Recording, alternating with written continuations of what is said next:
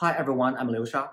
I'm a New Yorker who was born and raised in Wuhan, where my parents still live there. So I wanted today to share with you some special insights about what it is like to live in Wuhan and New York in this COVID-19 pandemic.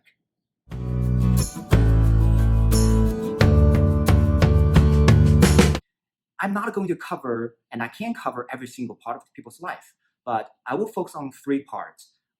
One is contact tracing, and then how people get food, and then what is people's daily activity in both cities. So let's start with the contact tracing, because that is one very, very important aspect in terms of control the spread of the virus. So first, what is contact tracing? Contact tracing is a process of identifying the people who may have been infected by an infected person. What we have been doing in New York City in terms of that is the government has been doing a really great job to work with Johns Hopkins and Bloomberg to build this contact tracing program, which is we hire people and train them to be the professional contact tracer. If I got infected, and I will be working with a professional contact tracer to figure out who I may have been contacted and I may have infected. And then the tracer will figure out a way to contact those people and tell them, hey, you may have been exposed to coronavirus already today. And then so they can prepare and maybe quarantine themselves, maybe be careful in the next few days. That is how we do that in New York City. In Wuhan, I also know that from my parents, how we do the contact tracing there. I was really blown away. So there's a few things I need to explain in terms of how the system works. So first, in Wuhan, we have this QR code just like this. In almost every single public entrance, like the entrance of the stores, public train station, bus station, etc., etc. In those places where people may go and have a crowd there, we have a QR code there. And then we develop this software that you can which is a mobile app you can install in your phone. That basically it has two functionalities. One, it can build a profile for you, and the second, you can use this mobile app to scan the QR code that can enrich your track record on this profile.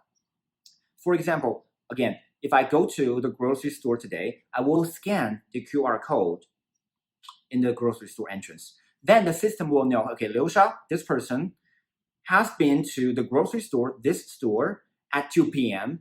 So this data will be saved and everyone else's data will be collected and analyzed. So later today, if I realize, okay, I just tested positive, the system will help me to figure out in a matter of seconds, to say there are another 73 people who were in the store with Liu Sha this afternoon around that time, and we need to notify those people.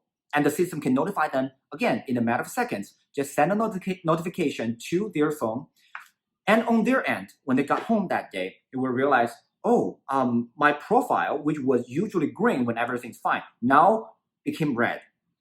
Right? That means you have been contacted with someone who just tested positive. And then you can act and behave or have yourself tested accordingly. That is a very, very effective way. Basically, starting from I got tested positive to people who may have been infected by me specifically, there's only like in a matter of minutes.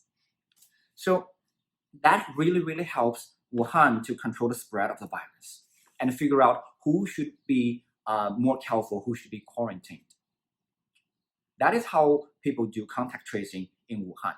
Another very important aspect of people's life during this pandemic is how to get food. That part of life has changed a lot for my parents, because starting from February 18th, for whatever reason, the grocery stores stopped selling to individuals in some area of Wuhan. So basically, you cannot go to grocery store to buy your food anymore. Instead, we have a different system organized. So we call them the neighborhood management system. So every single neighborhood has their own neighborhood managers. And that person or those people are responsible for taking the order, working with either a restaurant or grocery store to place those order and delivered. So in my starting from those days, my parents cannot even go to grocery store anymore, so they have to order the food through this mobile app and say, I wanted this, and I place the order. And then the neighborhood managers are going to collect all the different orders and then place them together while they're working with the grocery stores or suppliers, and then work with a delivery company to get them delivered to we call the pickup location, because we try to avoid the crowds and practice social distancing. So when the neighborhood manager get the food ready, get a package delivered in the pickup area, the managers are going to work with each individual or families to say, okay, let's schedule a time for your pickup today. Do not come down to pick up your food or your package unless this is your turn at your time, so that you don't have the contact with anyone else. Usually this pickup location area is it's just downstairs of the apartment building. Just like for my parents, they just need to go downstairs and the food is right there. So during those over 50 days, I think, they have never really in contact with anyone, even when they get the food. This is how they got food for those special time. And I was also amazed by whoever organized the whole system. They figure out a way to deliver food to millions of people literally, like in a very short amount of time. And they managed to get everyone satisfied. So this is how people get food in some area of Wuhan. And compared to that, in New York City, I actually was lucky enough that there was not a lot of change in terms of getting food. I still just go downstairs and go to the grocery stores in the corner and buy whatever I need. I think just at around like mid-March, when this first outbreak started happen here, there might be some empty shelf in the grocery stores. In the frozen food area, some of those food were kind of out of stock.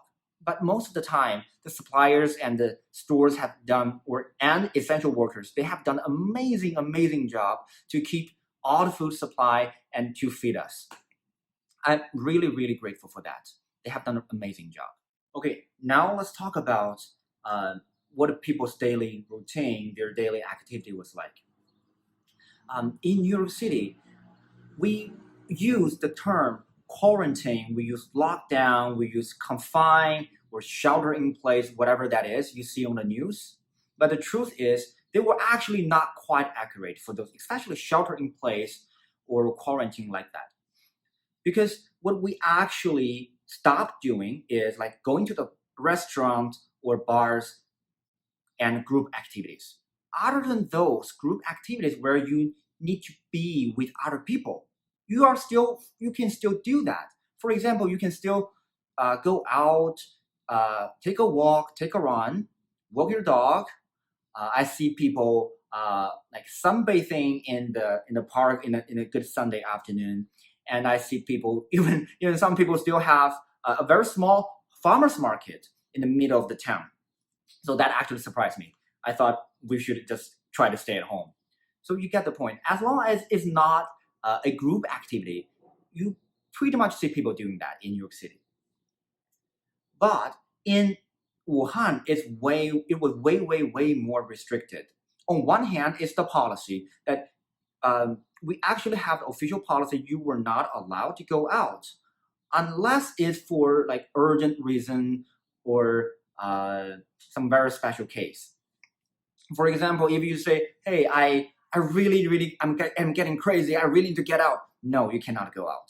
Or I need to walk my dog. No, you cannot go out. Or I really need to stretch my leg. You cannot go out. Right? Usually, the urgent reason is I need to go to the hospital. Otherwise, I will die. So that's one hand. On the other hand, remember I talked at the very beginning. People are so terrified. They don't even want to go out, like my parents, because they are living in a building with another apartment building with another 50 families. My parents were so terrified even being infected in the building. So unless for those over 50 days, unless they were going out for picking up the groceries, they never even left their apartment for over 50 days. That what is actually shelter in place, I think, in Wuhan. That really means you stay at home unless it's urgent. Later, when my friends told me when Wuhan started open up, and you are not allowed to go out by yourself, but if you have dogs, if you can take your dog for a walk. So my friend was begging his neighbor, please, let me walk your dog. I will be real gentle, real nice person. I will take care of your dog. They started to borrow the dog from dog owners. And I can almost imagine the dog was like, okay, dude, get in the line. You are the 20th person in today that want to offer me a walk. Get in the line. I do not need to pee anymore. I do not have the supply anymore. So leave me alone. I need a break. So that sounds like a joke, but that really happened. And you can see how desperate people are. And this is some people's life in Wuhan.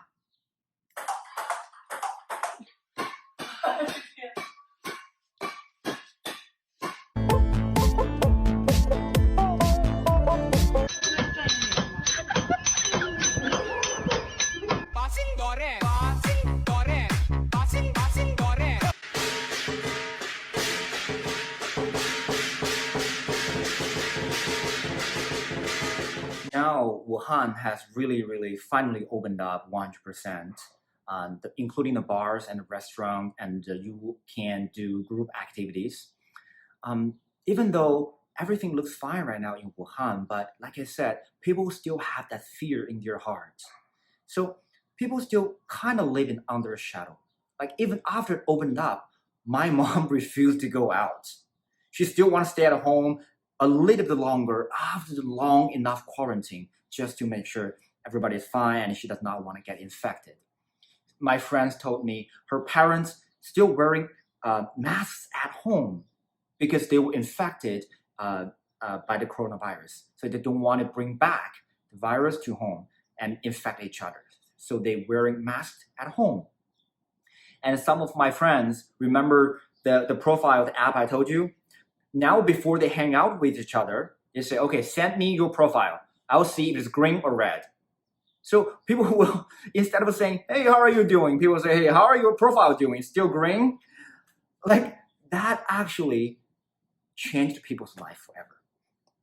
So I really hope that everyone there in Wuhan really can get back to their normal life. And now in New York City, we are about to open on a phase 1 next week. I'm really looking forward to it. I didn't get a chance to see the city because I just moved here in this very special time. I'm very looking forward to exploring the city that I have fantasized for so many years. I simply just want to share the experience from me, my parents, my friends, so that you can get a sense what a people's life may look like in New York and Wuhan. So please like the video if you think that adds something to your life, and comment below to share your experience because I would love to know how did you get through this tough time. Finally, subscribe if you haven't already, and I will see you next time.